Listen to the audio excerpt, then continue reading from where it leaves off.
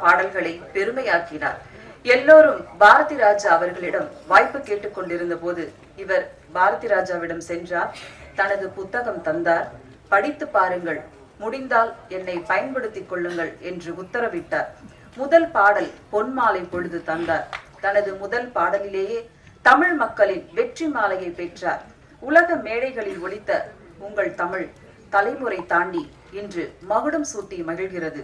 கரிசல் காட்டு எழுத்துக்களால் விருதுகள் பல பெற்று வியக்க வைத்த சிகரம் நீங்கள், தமிழின் உயரம் நீங்கள். வடுகப்பட்டியிலிருந்து வந்த கள்ளிக்காட்டு இதிகாசம் வைரமே, தமிழே, முத்தே, வாருங்கள், நல்லுரை தாருங்கள்.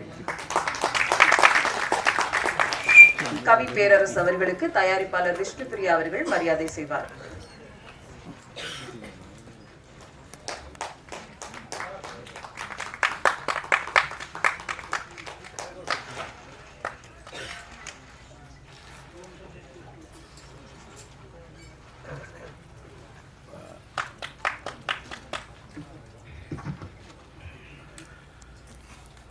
இந்த இனிய இசை வெளியீட்டு விழாவுக்கு வருகை தந்து இசைப்பேழையின் முதற்படியை பெற்றுக்கொண்டு பெருமைப்படுத்தி இருக்கிற தமிழ்நாட்டின் மாண்புமிகு அமைச்சர், என்னரும் சகோதரர், என் நேசத்துக்குரிய பெரிய கருப்பன் அவர்களே,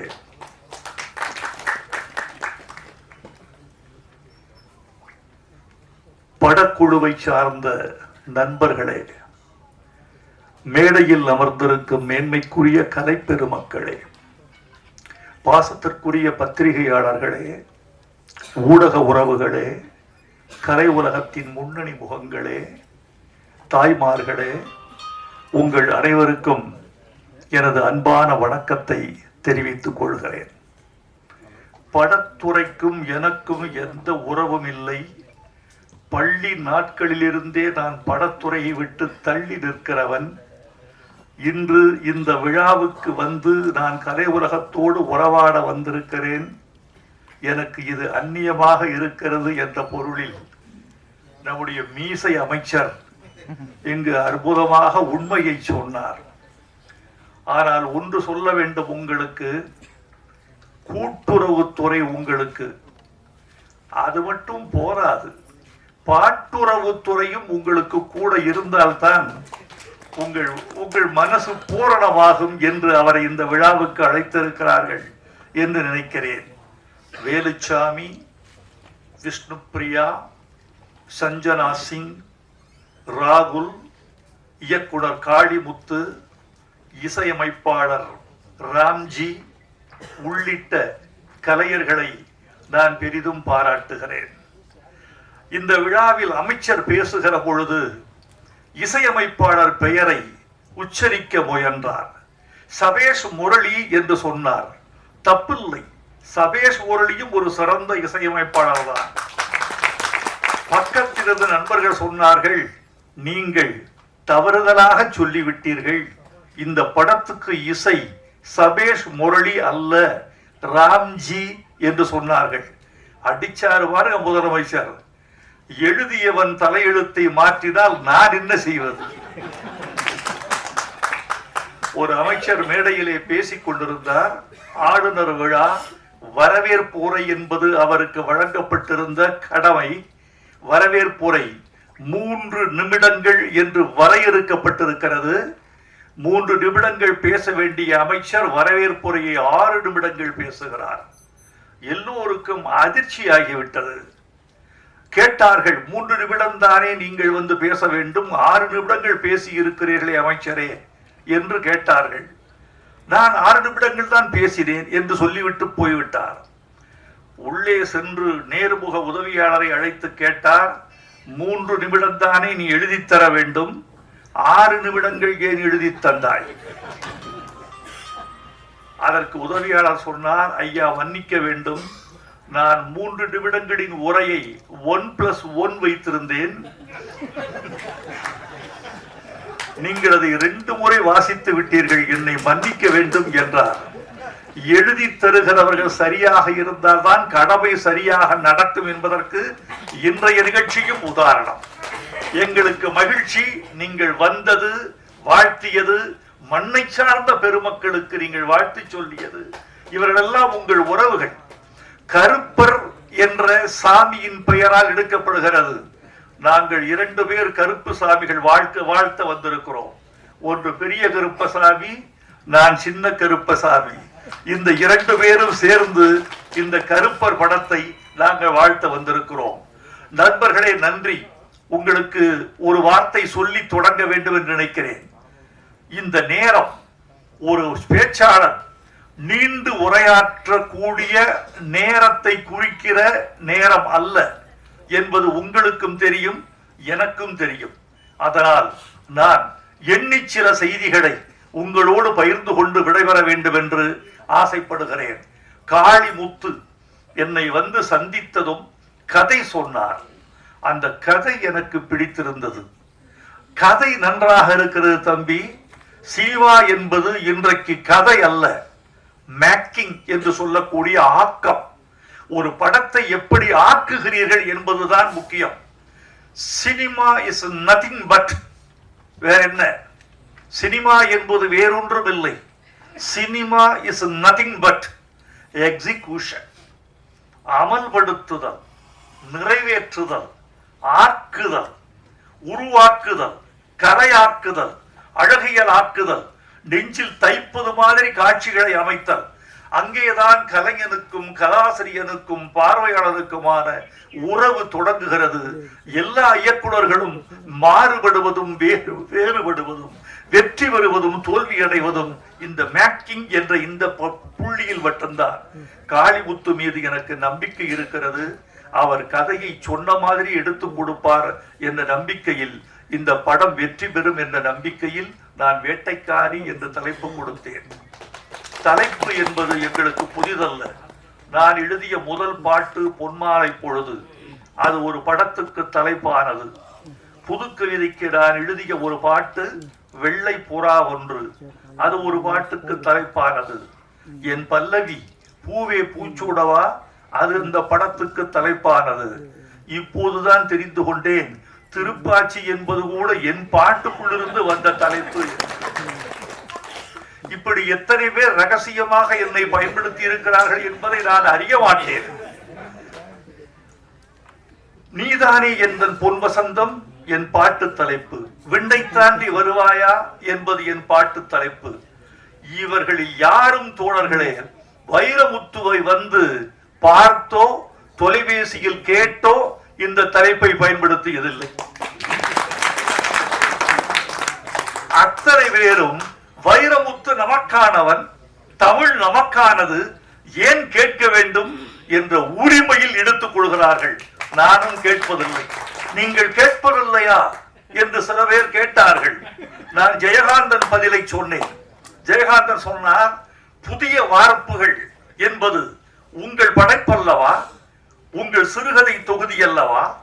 அதை பாரதி ராஜா உங்களை கேட்டு எடுத்தாரா கேட்காமல் எடுத்தாரா என்று கேட்டார். கேட்கவில்லை என்று சொன்னார். நீங்கள் கேட்க கூடாதா? ஜெயகாந்தன் சொன்ன பதிலைத்தான் நான் உங்களுக்கு சொல்லிக் கொள்ள வேண்டும் என்று ஆசைப்படுகிறேன். ஏன் கேட்க வேண்டும்? இல்லாதவர்கள் எடுத்துக் கொள்கிறார்கள். இது ஜெயகாந்தன் சொன்ன பதில். அதைத்தான் நானும் சொல்கிறேன். எப்படியோ நல்ல வழியில் தமிழ் கொழிக்க வேண்டும், தமிழ் செழிக்க வேண்டும். உச்சரிக்கப்படுகிற போது நாவில் தேன் ஊற வேண்டும், செவியில் வந்து ஒரு தென்றல் வீசிவிட்டு போக வேண்டும், மனதில் ஒரு கிளர்ச்சி உண்டாக வேண்டும். நல்ல தமிழ் தலைப்புகளை கேட்கிற பொழுது அது தொலைக்காட்சியில் வருகிறது, வானொலியில் வருகிறது, சுவரொட்டியில் வருகிறது, உச்சரிக்கப்படுகிறது, வாசிக்கப்படுகிறது. ஒரு தலைப்பு என்பது ஒரு தலைப்பு மட்டுமல்ல தோழர்களே, ஒரு தலைப்பு எப்படியெல்லாம் தமிழ் சமுதாயத்தில் சுழற்சி முறையில் சுழன்று கொண்டே இருக்கிறது என்பது முக்கியம். தமிழ் செல்வி, தேன்மொழி, செங்குட்டுவன், சோழன் என்று நீங்கள் பெயர் வைத்தால் எப்படி தெரியுமா தமிழ் வளர்கிறது தோழர்களே? பள்ளிக்கூடத்தில் ஒலிக்கிறது, கல்லூரியில் ஒலிக்கிறது, அழைக்கிற போது ஒலிக்கிறது, திருமண பத்திரிகையில் ஒலிக்கிறது, பாஸ்போர்ட்டில் இருக்கிறது, ரேஷன் கார்டில் வருகிறது. உங்கள் பெயர் தமிழ் சமுதாயத்தில் சுழற்சி முறையில் சுழன்று கொண்டே இருக்கிறது. ஒரு நல்ல தமிழ் பெயர் இருந்தால் அதனால் தமிழ் நீட்சி அடைகிறது, தமிழ் ஆட்சி செய்கிறது. ஒரு திரைப்படத்தின் தலைப்பு என்பது உலகத்தால் கவனிக்கப்படுகிறது. அதனால்தான் நான் கெஞ்சுகிறேன், உங்களை கேட்டுக்கொள்கிறேன், அன்போடு பரிந்துரைக்கிறேன், நல்ல தமிழில் தலைப்பு வையுங்கள். ஆங்கிலத்தில் தலைப்பு வந்தால் அந்த படம் ஓடிவிடும் என்று நீங்கள் கருதினால் அதற்கு சான்றுகள் இருந்தால் ஏற்றுக்கொள்கிறேன். தமிழில் தலைப்பு வைத்தால் படம் ஓடாது என்று நீங்கள் கருதினால் அதற்கும் சான்று தந்தால் ஏற்றுக்கொள்கிறேன். உங்களை ஒன்று கேட்கிறேன், ஒரு நல்ல தமிழ் ஏன் ஆந்திராவில் செல்லுபடியாக கூடாது? கன்னடத்தில் ஏன் செல்லுபடியாக கூடாது? ஒரு இந்தி தமிழ்நாட்டில் செல்லுபடியாகிற போது ஒரு தமிழ் அறியாத மாநிலங்களில் ஏன் செல்லுபடியாக கூடாது? நீங்கள் அப்படித்தானே தமிழை செல்லுபடி ஆக்க வேண்டும், அப்படித்தானே ஆக்க முடியும். அதனால் உங்களை அன்போடு கேட்டுக்கொள்கிறேன். வேட்டைக்காரி என்ற தலைப்பை அவர் ஏற்றுக்கொண்டதற்காக காளிமுத்துவுக்கு நான் என்னுடைய அன்பை, நன்றியை தெரிவித்துக் கொள்கிறேன். நீங்கள் கருதலாம், காளிமுத்து காளிமுத்து என்ற இந்த கிராமத்தான் என்னிடம் வந்ததும் முகத்தை பார்த்து, நிறத்தை பார்த்து, அவர் உடல் மொழியை பார்த்து, அவர் ஆடை அணிந்திருக்கிற அந்த அசுரத்தையை பார்த்து இவரை ஏற்றுக்கொள்ளலாமா வேண்டாமா என்று நான் கருதவில்லை. இவனைத்தான் ஏற்றுக்கொண்டு ஆதரிக்க வேண்டும் என்று நினைத்தேன். இவன் நம்மவன், நம் மன்னவன், என்னுடைய உறவினன் என்றால் ஜாதிகிரி எனக்கு தெரியாது, யாரையும் நான் கேட்கறது இல்லை. தமிழர், பச்சை தமிழர், நிறத்தால் கருப்பு தமிழர், இவனை ஆதரிக்க வேண்டும் என்று நான் கருதினேன். யாருக்கு என்ன குணம் என்று தெரியாது. நிராகரிக்கப்பட்டவர்கள் எல்லாம் எந்தெந்த உயரத்தில் இருந்தார்கள் என்பது உங்களுக்கு தெரியாது. ஒரு நடிகர் தான் நடித்த இயக்குனரிடம் சென்று கெஞ்சுகிறார். அந்த இயக்குனரை பார்த்து கெஞ்சுகிறார், இதான் என்னுடைய முதல் படம், தயவு செய்து இயக்குனர் அவர்களே எனக்கு ஒரு க்ளோஸ்அப் போட முடியுமா படத்துல? ஒரு இயக்குனரை பார்த்து கெஞ்சுகிறார் ஒரு நடிகர், எனக்கு ஒரு க்ளோஸ்அப் போட முடியுமா? ஏன் உன் முகத்துக்கு க்ளோஸ்அப் கேக்குதா? உன் முகம் சரியில்லை, பல்லு வேற எத்திக்கிட்டு இருக்கு, க்ளோஸ்அப் போட்டா படத்துல ஒரு அருவருப்பு வரும், வேண்டாம் நான் பார்த்துக்கிறேன், நீ போ. அப்படி நிராகரித்த இயக்குனருக்கு பெயர் எல்லிஸ் ஆர் டங்கன். அப்படி நிராகரிக்கப்பட்ட நடிகர் மக்கள் திலகம் எம்ஜிஆர். எந்த முகம் நிராகரிக்கப்பட்டதோ அந்த முகத்தை நெஞ்சில் பச்சை குத்தி கொண்டு ரசிகர்கள் இருந்தார்கள் என்பதை உங்களுக்கு தெரியும். எனவே யாரை நிராகரிக்க வேண்டும் என்று நாம் நினைக்கிறோமோ அவர்களிடம் நாம் சென்று அவர்கள் நிழலில் இழைப்பார வேண்டிய காலம் வந்தாலும் வரும். இன்னொரு நடிகர், இவரை இந்த படத்தை விட்டு தூக்கி விடுங்கள் என்கிறார்கள். ஏன்? இந்த ஆள் வசனம் பேசினால் மீன் வாயை திறப்பது போல இருக்கிறது, இப்படி சொல்லியிருக்காங்க. இவர் வாய் திறந்தால் மீன் வாய் திறப்பது போல இருக்கிறது, வாயை திறக்காமல் வசனம் பேச சொல்லுங்கள், அது எப்படிங்க முடியும்? இவரை நீக்கிவிட்டு இந்த பாத்திரத்திற்கு KR ராமசாமியை வந்து பிக்ஸ் பண்ண முடியுமா என்று கேட்டிருக்கிறார்கள். அப்படி கேட்கப்பட்டவர் நடிகர் திலகம் சிவாஜி கணேசன். படம் பராசக்தி. எந்த நடிகனை நீக்கிவிட்டு நீங்கள் வேறு ஆளை வைத்து படமிடுங்கள் என்று சொல்லப்பட்டதோ அந்த நடிகன் 50 ஆண்டு காலம் தமிழ் கலை உலகை சிம்மாசனமிட்டு ஆண்டு விட்டு போனான். யாரை யார் நிராகரிப்பது? காளிமுத்துவை நான் நிராகரித்தால் என்னை நானே நிராகரித்து விடுவதாக அர்த்தமாகிவிடும். ஒரு நடிகை, ஒரு இயக்குனர் தேடிக்கொண்டிருக்கிறார் ஒரு புதுமுகத்தை. ஒரு நடிகை வருகிறார், அந்த புகைப்படங்களை எல்லாம் ஒட்ட வைத்து பார்க்கிறார். இந்த கோணம் மறுகோணம், இப்படி பார்க்கிறார், அப்படி பார்க்கிறார். பெண்ணை வரவழைத்து பார்க்கிறார். பார்த்து விட்டு சொன்னார், பெண்ணே, இன்னும் சினிமாவுக்கான முக வெட்டு முக கோணம் இன்னும் வரவில்லை. இந்த போட்டோஜெனிக் ஃபேஸ் இன்னும் உனக்கு வந்து சேரவில்லை. வருமா வராதா தெரியாது. இன்னும் ஒரு 5 வருஷம் கழிச்சு உன் போட்டோவை அனுப்பு. என்னுடைய கோணத்தில் அது சரியாக இருந்தால் உன்னை ஏற்றுக்கொள்கிறேன். அப்படி நிராகரித்தவர் இயக்குனர் ஸ்ரீதர், நிராகரிக்கப்பட்டவர் ஹேமமாலினி. இந்த நிராகரிப்பினாலேயே அந்த அம்மையார் இந்திக்கு சென்று வெற்றி பெற்ற பிறகு, என் வாழ்நாளில் என்னை நிராகரித்த தமிழ் சினிமாவில் நடிக்க மாட்டேன் என்று ஒரு உத்தரவாதம் எடுத்துக் கொண்டதாக என் செவிகளுக்கு வந்தது. இதில் எவ்வளவு உண்மை என்று எனக்கு தெரியாது.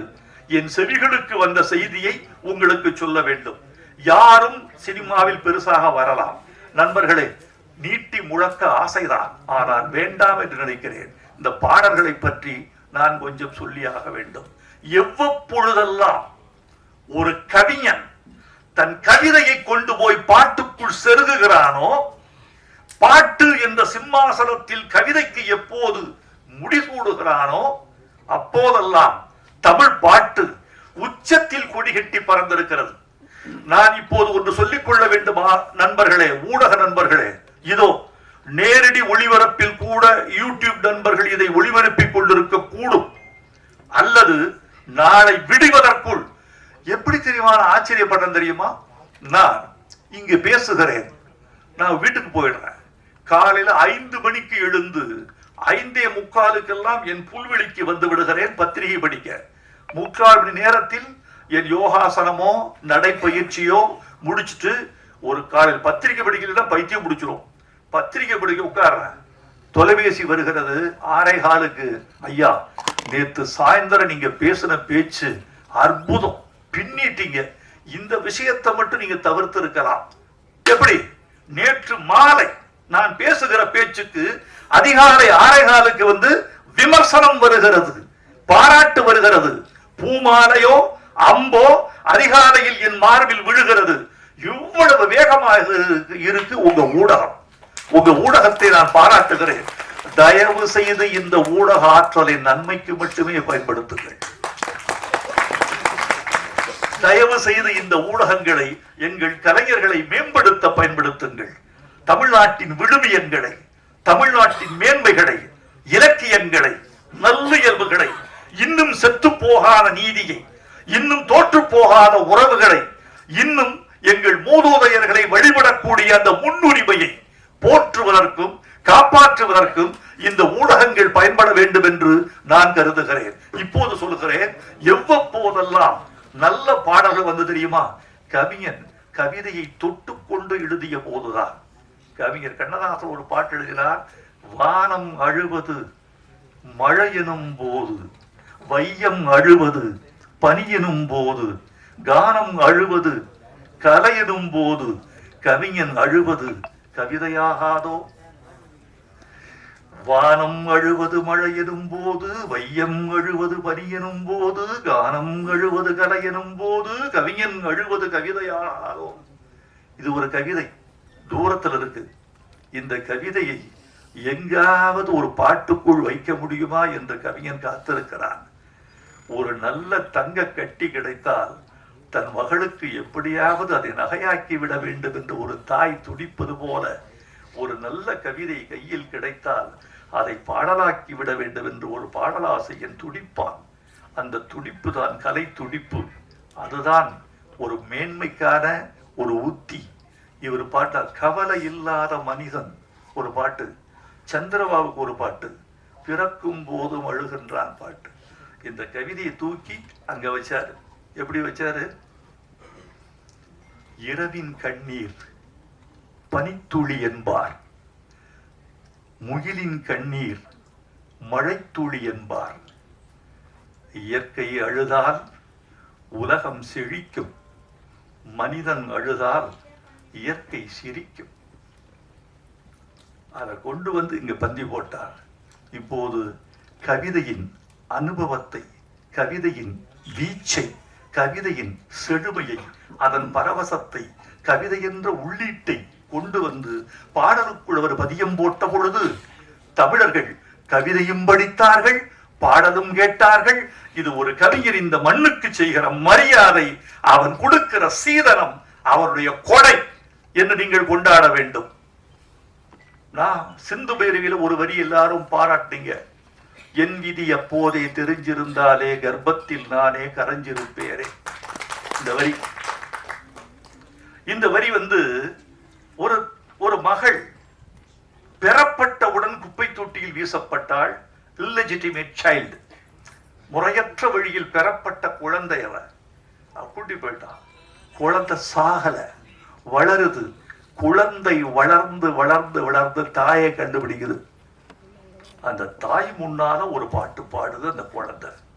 பாலச்சந்தர் என்ற மகா கலைஞனுடைய கதையில் ஒரு எவ்வளவு முக்கியமான செய்தி. காளிமுத்து போன்றவர்களுக்கு, நம்முடைய பேரரசு போன்றவர்களுக்கு இப்போ ஏன் நல்ல பாட்டு வரலன்னு நீங்க நினைக்கிறீங்க? சொல்லுங்க பாப்போம். இசைக்கு பஞ்சம் இல்லை, மொழிக்கு பஞ்சம் இல்லை, இயக்குநர்களுக்கு பஞ்சம் இல்லை, தொழில்நுட்பத்திற்கு பஞ்சம் இல்லை. எதற்கு பஞ்சம் என்றால், பாடல்களை உட்கார வைப்பதற்கு உங்க கதையில் இடுப்பு இல்லை தம்பி. இந்த குழந்தை எங்க உட்கார வைப்பீங்க? உங்க இடுப்புல உட்கார்ந்தா அந்த குழந்தை வழிக்கு விழுந்து செத்தே போகும். உட்கார இடம் இல்லை. அந்த காலத்துல பாட்டுல தோல்ல ஒரு குழந்தை, கதையின் தோளில் ஒரு குழந்தை, வலத்தோளில் ஒரு குழந்தை, இடத்தோளில் ஒரு குழந்தை, கக்கத்தில் ஒரு குழந்தை, மறுகக்கத்தில் ஒரு குழந்தை, ஓரிடுப்பில் ஒரு குழந்தை, மறு இடுப்பில் ஒரு குழந்தை, இப்படி 6 பாடல்கள் உட்காரும். இன்னைக்கு உட்காருவதற்கு கதையில இடுப்பு இருக்கா? இடம் இருக்கா? நாற்காலி இருக்கா? ஏதாவது ஒரு பாட்டை எழுதி கொடுத்தால் அந்த பாட்டு முதல்ல ஒரு பாட்டு 7 நிமிஷம் 8 நிமிஷம் இருக்கும். பழைய பாட்டெல்லாம் 3 நிமிஷம் 30 செகண்ட்ஸ் தான்.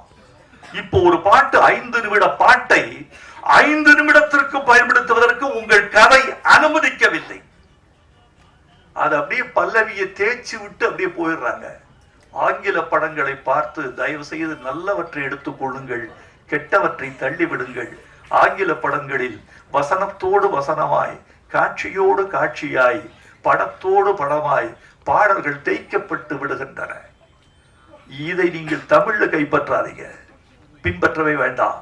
ஏன்னா தமிழன் பிறக்கும் போது பாட்டு, வளரும் போது பாட்டு, பள்ளியில் சேர்ந்தால் பாட்டு, திருமணத்தில் பாட்டு, பள்ளியறையில் பாட்டு, தாலாட்டு பாட்டு, செத்தால் ஒப்பாரி என்ற எங்கள் தமிழச்சிகளின் திருப்பாட்டு. இப்படி பாட்டில் பிறந்து, பாட்டில் வளர்ந்து, பாட்டில் கழித்து, பாட்டில் லயித்து, பாட்டில் கரைந்து, பாட்டிலேயே முடிந்து போகிற இனம் தமிழ் இனம். பாட்டை நீங்க படத்தை விட்டு தூக்கி விடாதீர்கள். ஸ்கிரீன் பிளே எழுதும் போது நான் கேட்கிறேன், இயக்குநர்களை கேட்கிறேன், எல்லாத்தையும் நான் சொல்றதில்ல வெளியே. இயக்குநர்கள் ஸ்கிரீன் பிளே முடிச்சிட்டீங்களா? முடிச்சாச்சு சார். வசனம் முடிச்சாச்சு. பாட்டுக்கு ஸ்கிரீன் பிளே பண்ணிருக்கீங்களா? என்ன சார் சொல்றீங்க? பாட்டுக்கு ஸ்கிரீன் பிளேயா? அதுதான் முக்கியம். உங்க படத்தில் பாட்டு நிக்கணும்னா பாட்டுக்கு ஒரு ஸ்கிரீன் பிளே வேணும்.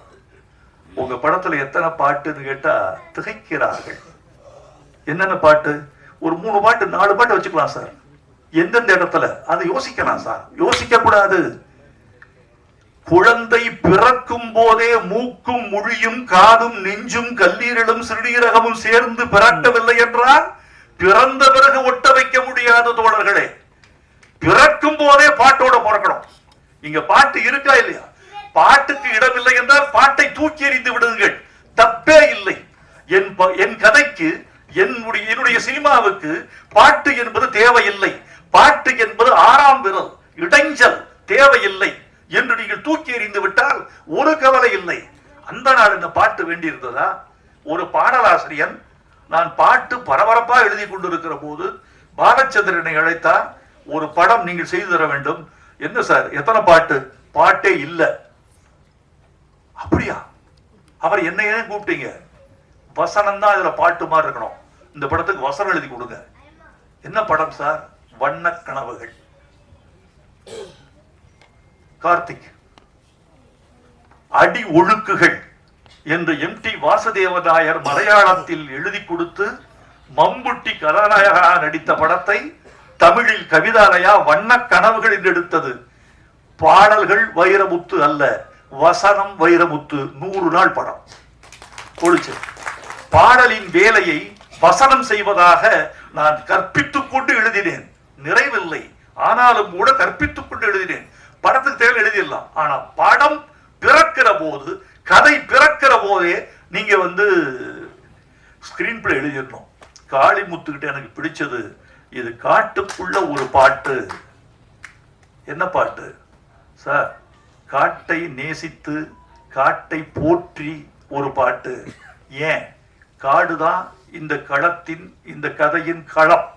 காடுதான் இந்த படத்தினுடைய உட்கட்டமைப்பு. எனவே காட்டுக்குள்ள போற போது பாட்டு காட்டை விட்டு வெளியே போகக்கூடாது. பாலைவனத்தில் இருக்கிற போது மணலை பற்றி பாட்டு, மருதநிலத்தில் இருக்கிற போது நெல்லை பற்றி பாட்டு, குறிஞ்சி நிலத்தில் இருக்கிற போது தேனை பற்றி பாட்டு, காட்டுக்குள்ளே இருக்கிற போது காட்டை பற்றி பாட்டு என்று சொன்னவுடன் நான் என்கிட்ட விட்டுருங்க தம்பி, நான் என்கிட்ட விடுங்க, நான் பார்த்துக்கிறேன். நான் ஒரு கவிதை எழுதியிருந்தேன். அந்த கவிதையை பாட்டாக்கலாம்னு எவ்வப்போதெல்லாம் கவிதையிலிருந்து பாடலுக்கு பரிமாறப்படுகிறதோ அவ்வப்போதெல்லாம் தமிழ் பாட்டு தழைத்தோங்கி இருக்கிறது. என் முன்னோடிகள் காலத்திலிருந்து இன்று வரைக்கும் என்று சொன்னேன் அல்லவா? என் கவிதையை எடுத்து வைத்தேன். சீ மிருகமே என்று மனிதனை திட்டாதே மனிதனே. எந்த விலங்கும் இறைப்பைக்கு மேலே இன்னொரு வயிறு வளர்ப்பதில்லை. எந்த புறாவும் தஞ்சோடி என்று பிற ஜோடி தொடுவதில்லை. கர்ப்பவாசனை கண்டுகொண்டால் காளை பசுவை சேர்வதில்லை. விலங்குகளுக்கு தொழுநோய் இல்லை தெரியுமோ? எந்த விலங்குக்கும் சர்க்கரை வியாதி இல்லை. எந்த பறவையும் கூடு கட்டி வாடகைக்கு விடுவதில்லை. மாண்டால் மானின் தோல் ஆசனம், மயிலின் தோகை விசிறி, ஒட்டகத்தின் எலும்பு ஆபரணம். நீ மாண்டால் பலரை நெருப்பே நிராகரிக்கும் என்பதால் தானே புதைக்கவே வளைகிறோம்.